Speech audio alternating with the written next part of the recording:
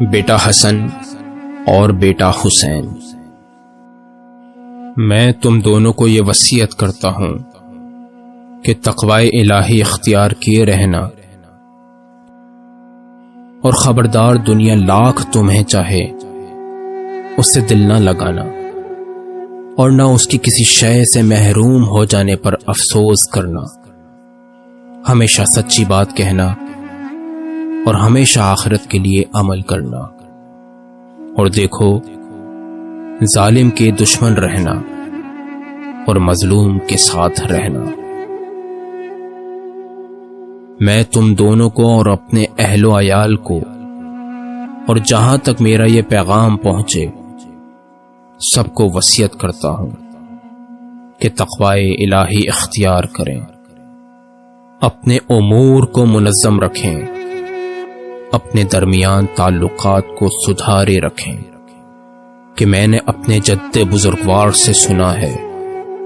کہ آپس کے معاملات کو سلجھا کر رکھنا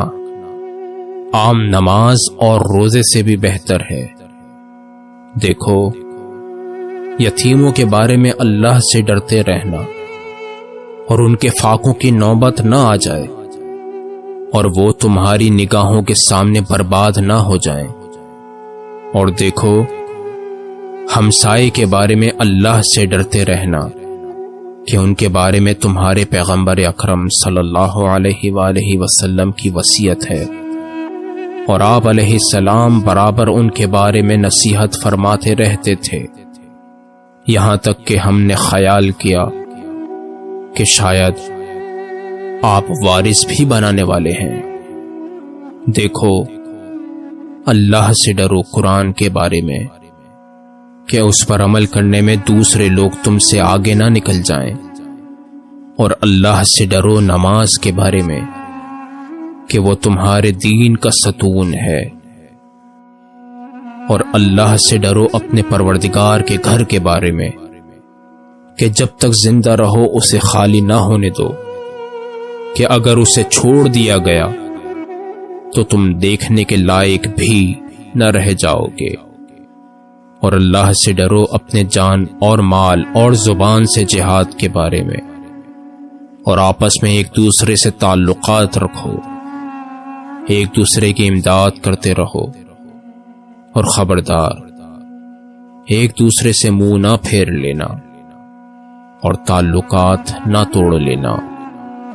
اور امر بالمعروف اور نہی عن المنکر کو نظر انداز نہ کر دینا کہ تم پر شریر لوگوں کی حکومت قائم ہو جائے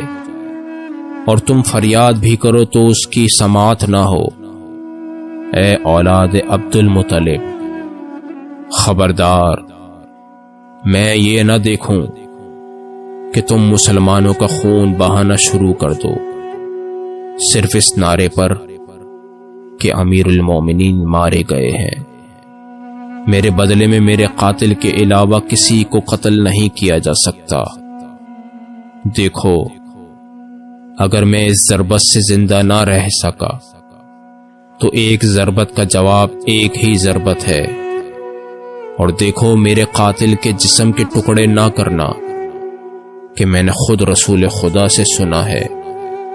کہ خبردار کاٹنے والے کتے کے بھی ہاتھ پیر نہ کاٹنا۔